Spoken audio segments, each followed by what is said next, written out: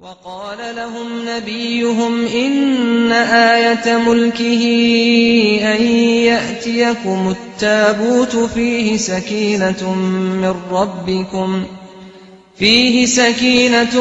من ربكم وبقية مما ترك آل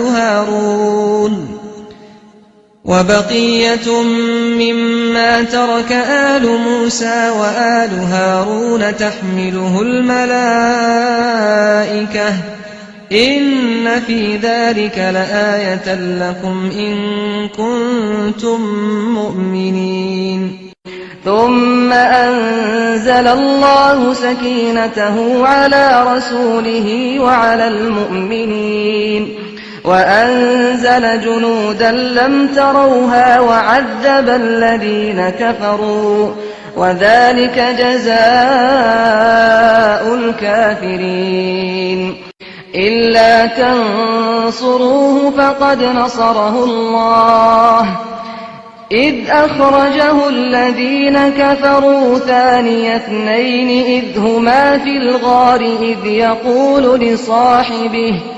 إذ يقول لصاحبه لا تحزن إن الله معنا فأنزل الله سكينته عليه وأيده بجنود لم تروها وجعل كلمة الذين كفروا السفلى وكلمة الله هي العليا والله عزيز حكيم. هو الذي أنزل السكينة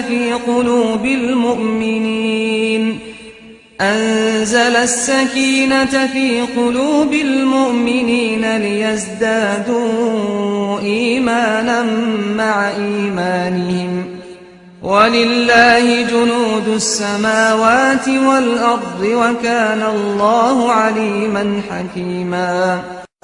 إذ جعل الذين كفروا في قلوبهم الحمية حمية الجاهلية فأنزل الله سكينته على رسوله وعلى المؤمنين وألزمهم كلمة التقوى وكانوا أحق بها وأهلها وكان الله بكل شيء عليما.